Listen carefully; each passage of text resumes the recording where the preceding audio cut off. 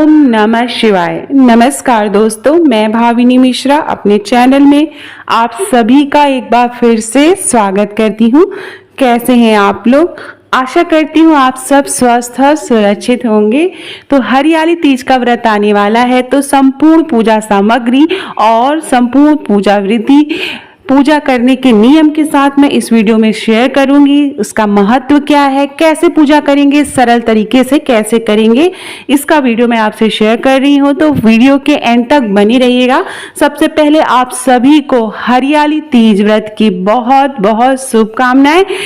ये हरियाली तीज हम सब के जीवन में सुख, समृद्धि और अखंड सौभाग्य लेके आए, इसी की कामना करते हुए मैं इस वीडियो की शुरुआत करती हूँ। तो सावन का महीना चल रहा है और सावन के महीने में जो तीज आती है उसे हरियाली तीज के नाम से जाना जाता है और सभी सुहागिन महिलाएं अपने अखंड सौभाग्य के लिए यह व्रत रखती हैं। यह कठिन निर्जला व्रत होता है और इसकी जो संपूर्ण पूजा विधि है वो मैं करके दिखाऊंगी। आप वीडियो के साथ बनी रहिएगा। तो सबसे पहले हम पूजन सामग्री एकत्र कर लेते हैं। पूजन सामग्री जय भगवान शिव, माता पार्वती और गणेश जी की पूजा की जाती है। तो ये देखिए, ये मैंने मिट्टी की 3 प्रतिमाएं बनाई हैं। रेत या बालू या गंगा जी की मिट्टी से ये प्रतिमाएं बनाई जाती हैं। तो मैंने भगवान शिव, माता पार्वती और गणेश भगवान जी की इस तरह से 3 मूर्तियां बनाई हैं। आप किसी भी आकार का बना सकते हैं, रेत या बालू से या मिट्टी से बना सकते हैं। अगर गंगा जी की मिट्टी हो तो अच्छा है, नहीं तो गंगा जल डाल के आप ये मूर्तियां बनाएंगे। उसके बाद हम अभिषेक करेंगे। तो अभिषेक करने के लिए, भगवान शिव का अभिषेक करने के लिए गंगा जल चाहिए, दूध चाहिए, कच्चा दूध चाहिए, दही चाहिए, शहद चाहिए। शहद की जगह आप चीनी भी ले सकते हैं। देसी घी चाहिए। और ये प्रसाद में मैंने खीर बनाई है। तो आप कोई भी मीठी चीज़ अपने हाथों से बना के भगवान को समर्पित कर सकते हैं। कलश स्थापना करेंगे तो मैंने एक पीतल के लोटे में जल लिया है और उसके ऊपर चावल भर के कटोरी रखी है। फूल माला चाहिए। तो बेलपत्र बहुत ही ज़रूरी है। तो इस मौसम में बेलपत्र मिल जाते हैं। बेलपत्र की 3-3 पत्तियां होनी चाहिए, कोई भी कटी फटी नहीं होनी चाहिए। सफ़ेद रंग का फूल या कलेर का फूल भगवान शिव को चढ़ाने के लिए। ये भांग की पत्तियां हैं, इस मौसम में मिलती हैं। जनेऊ है। दुर्वा गणेश भगवान जी को चढ़ाने के लिए। लाल रंग का फूल माता पार्वती को चढ़ाने के लिए। समी के पत्ते भगवान शिव को चढ़ाने के लिए। तो ये सारी चीज़ें इस मौसम में आसानी से मिल जाती हैं। तो ये सारी चीज़ें हम भगवान शिव को समर्पित करेंगे। उसके अलावा चाहिए हल्दी, कुमकुम, चंदन, ये है विभूति, अक्षत। भगवान शिव के लिए विभूति चढ़ाने के लिए ज़रूर चाहिए रहती है। फल फूल जो भी आप इस मौसम में ले आ पाए। सिंदूर, अपना सिंदूरा ज़रूर रखिए जिससे कि आप पूजा करती हैं। साथ में देसी घी का दीपक जलाएंगे। रक्षा सूत्र चाहिए। उसके अलावा श्रृंगार का सामान चाहिए। श्रृंगार के सामान में चूड़ी, बिंदी, आलता, mehndi, powder, cream, nail polish, lipstick, आप जो भी आसानी से ले आ पाए। लेकिन चूड़ी, बिंदी, सिंदूर और आलता बहुत ज़रूरी होता है। ये सुहाग की सामग्री है। तो माता पार्वती को चढ़ाने के लिए सुहाग की सामग्री लाएंगे। जो कि हरियाली तीज है इसलिए मैं हरे रंग की चूड़ियाँ लाई हैं और हरे रंग की चूड़ियाँ पहन के ही अगर आप पूजा करें तो अच्छा होता है। सिंदूर चाहिए चढ़ाने के लिए। तो ये संपूर्ण पूजन सामग्री एकत्रित कर ली है। भगवान शिव और माता पार्वती की कोई फोटो है तो वो भी आप साथ में स्थापित कर सकते हैं। तो सबसे पहले मैंने एक चौकी ली है। चौकी पे लाल रंग का वस्त्र बिछाया है और उसके ऊपर मैंने चावल से अष्टदल कमल बना रही हूँ। भगवान शिव, माता पार्वती की फोटो मैंने स्थापित की है। उसके बाद कलश स्थापना करेंगे। तो कलश में जो जल है उसमें रोरी, अक्षत, कुमकुम डालेंगे, फूल डालेंगे। आप चाहे तो 1 रुपए का सिक्का भी डाल सकते हैं। ऐसा माना जाता है कि सिक्का डालने से धन धान्य से घर परिपूर्ण रहता है। और इस तरह से भगवान का नाम लेते हुए कलश स्थापना करेंगे। अगर आपके पास आम के पत्ते आसानी से मिल जाए तो आप कलश के पानी में आम के पत्ते लगा के आप कलश स्थापना कर सकते हैं। बहुत से लोग इसके ऊपर नारियल भी रखते हैं। अब सबसे पहले गंगा जल से आचमनी करेंगे। अपने हाथों को भी शुद्ध करेंगे। कलश पे गंगा जल डालेंगे। तो इस तरह से ये देखिए आचमन करेंगे, अपने हाथों को शुद्ध करेंगे। उसके बाद मैंने जो तीनों मूर्तियां बनाई हैं उसको एक पीतल के पात्र में रख दिया है। चूंकि हमें अभिषेक करना है तो इस तरह का पात्र लेना ज़रूरी है। पीतल या तांबे का पात्र आप ले सकते हैं। तो भगवान शिव, माता पार्वती और गणेश भगवान जी को आचमनी करेंगे। तो सबसे पहले भगवान गणेश जी की पूजा करेंगे।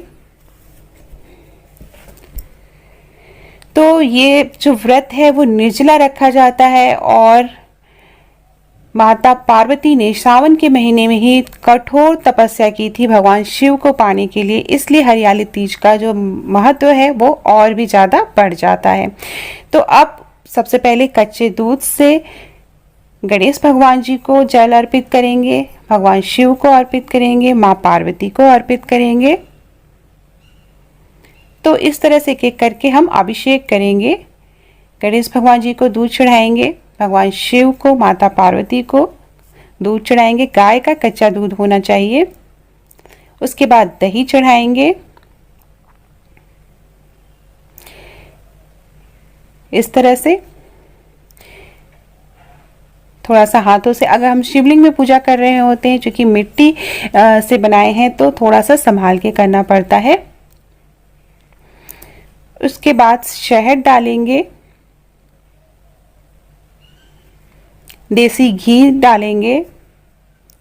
देसी घी इस समय गर्मियों का मौसम है तो थोड़ा पिघला रहता है। चीनी डालेंगे, अगर आप शहद नहीं है तो आप चीनी डाल सकते हैं। उसके बाद फिर से हम जल डालेंगे, जल अर्पित करेंगे। तो भगवान गणेश, माता पार्वती और भगवान शिव को फिर से हम जल से नहलाएंगे। तो इस तरह से भगवान शिव का अभिषेक किया जाता है। ओम नमः शिवाय, ओम नमः शिवाय का जाप जरूर करते रहिए जब भी आप जल चढ़ाएं। उसके बाद कुमकुम लगाएंगे। तो अगर आपने सामने कोई प्रतिमा रखी अगर आपके पास है तो उसमें भी हम कुमकुम लगाएंगे। भगवान गणेश जी को, भगवान शिव को, माता पार्वती को। जो फोटो मैंने रखी है वो शिव परिवार की है तो उसमें कार्तिकेय भगवान जी भी हैं। उसके बाद हल्दी लगाएंगे। भगवान शिव को हल्दी नहीं चढ़ाई जाती है तो गणेश भगवान जी को हल्दी लगाएंगे। उसके बाद चंदन लगाएंगे। तो इस तरह से एक एक करके हम पूजा करेंगे। भगवान शिव को, माता पार्वती को चंदन लगाएंगे।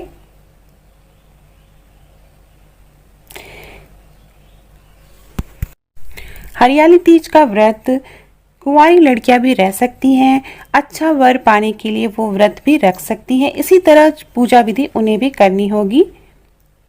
अक्षत चढ़ाएंगे। इसके बाद भगवान गणेश जी की पूजा करेंगे। भगवान शिव को विभूति चढ़ाएंगे, भस्म चढ़ाएंगे। भगवान गणेश जी को फूल समर्पित करेंगे। पीले रंग का फूल हो तो अच्छा है। दुर्वा चढ़ाएंगे और जनेऊ पहनाएंगे। जनेऊ सफ़ेद रंग का आता है तो उसमें हमें थोड़ा सा हल्दी लगा के उसे पीले रंग का कर लेना है। सफ़ेद जनेऊ भगवान को नहीं चढ़ाया जाता है, इस बात का ध्यान रखना है। उसके बाद बेलपत्र चढ़ाएंगे। बेलपत्र की 3-3 पत्तियां होनी चाहिए। याद रखना है कोई भी बेलपत्र कटा फटा नहीं होना चाहिए। तो एक एक करके भगवान गणेश जी को, भगवान शिव को बेलपत्र चढ़ाएंगे। ओम नमः शिवाय का जाप करते रहना है और बेलपत्र भगवान शिव को 5, 7, 11 इस तरह से संख्या में चढ़ाना रहता है, तो जितना बेलपत्र आपको आसानी से मिल पाए। उसके बाद शमी का पत्ता चढ़ाएंगे। शमी का पत्ता भगवान शिव को समर्पित करेंगे, भगवान गणेश जी को, माँ पार्वती को समर्पित करेंगे। जो सामने फोटो रखी है अगर आपने तो वहां पे भी हम पूजा करते चलेंगे साथ में। बहुत से लोग चौकी पर नवग्रह भी बनाते हैं, तो मैं सिंपल पूजा विधि सरल तरीके से भगवान शिव को कैसे प्रसन्न करना है वो पूजा विधि मैं बता रही हूँ। माँ पार्वती को लाल रंग का फूल चढ़ाएंगे। भगवान शिव को पीले रंग का अगर कनेर का फूल मिल सके, सफेद कोई फूल है तो भगवान शिव को चढ़ाएंगे। तो इस तरह से भगवान शिव की सरल तरीके से आप घर में पूजा कर सकते हैं। और इसी तरह से भगवान शिव की पूजा की जाती है, चाहे वो हरियाली तीज हो, चाहे वो सावन का सोमवार हो, चाहे वो मंगला गौरी का व्रत हो। मंगला गौरी में कुछ चीज़ें और ऐड हो जाती हैं, या फिर हरितालिका तीज का व्रत हो। इसी तरह से भगवान शिव और माता पार्वती और गणेश भगवान जी की पूजा की जाती है। माला चढ़ाएंगे।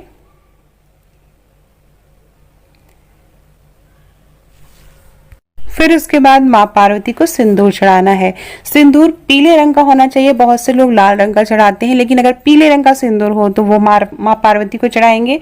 उसके बाद जब पूजा खत्म हो जाती है तो सुहाग लेना रहता है। तो माँ पार्वती को सिंदूर चढ़ाते समय भी 5 बार चढ़ाना चाहिए या 7 बार चढ़ाना चाहिए। तो इस तरह से सिंदूर चढ़ाते हैं। सामने अगर फोटो रखी है तो वहां पे भी सिंदूर चढ़ाएंगे। सिंदूर चुटकियों से चढ़ाएं ताकि आप आसानी से सुहाग ले सकें, बाद में माँ पार्वती से सुहाग ले सकें। उसके बाद घी का दीपक जलाएंगे। फिर जो भी आप वस्त्र माँ पार्वती के लिए लाए हैं, कोई चुनरी है या साड़ी है, तो वो चढ़ाएंगे, वस्त्र पहनाएंगे। इस तरह से मैंने फोटो पे ही चढ़ा दी है, आप चाहे तो जो पूजा कर रहे हैं वहां पे आप वस्त्र पहना सकते हैं। इस तरह से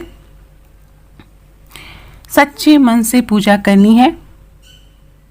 फिर जो भी सुहाग का सामान है आप वो चढ़ाएंगे, चूड़ियाँ चढ़ाएंगे, आलता, इस तरह से सुहाग का जो भी सामान माँ पार्वती को चढ़ाने के लिए आपने लाया है वो सारा सामान एक तरफ चढ़ा देंगे। माँ पार्वती को छुआते हुए बगल में रख देंगे। बिंदी निकाल के माँ पार्वती को एक लगा देनी है। जो हमने मूर्तियां बनाई हैं मिट्टी से, वहां पर माँ पार्वती को एक बिंदी लगा देंगे और इस तरह से बिंदी बगल में रख देंगे। जब पूजा समाप्त हो जाएगी तो प्रसाद के रूप में इसमें से एक बिंदी खुद भी लगा लेनी है।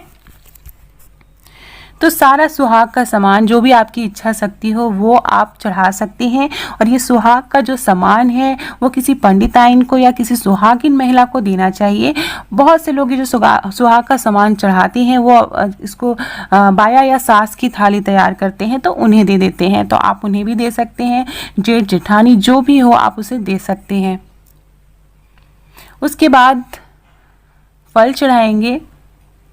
तो जो भी मौसमी फल है आप चढ़ा सकते हैं, वो चढ़ाएंगे। कोई मीठी चीज़ आप प्रसाद में, जैसे पेड़े हैं, मिठाई है, वो आप अपने हाथों से अगर बना के चढ़ाएं तो अच्छा है। जैसे कि मैंने खीर बनाई है, तो आप कोई भी प्रसाद अपने हाथों से बना के चढ़ा सकते हैं। तो बहुत ही सरल तरीके से आप घर में पूजा कर सकते हैं, हरियाली तीज की पूजा कर सकते हैं। जो भी प्रसाद हमने चढ़ाया है उस प्रसाद को भोग लगाएंगे।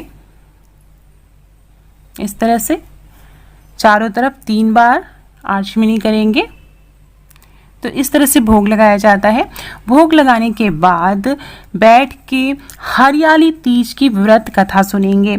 आप व्रत कथा सुन सकते हैं, नेट पे भी मिल जाएगी, और आपके पास किताब है तो किताब से भी पढ़ लेंगे। उसके बाद भगवान शिव की आरती करेंगे।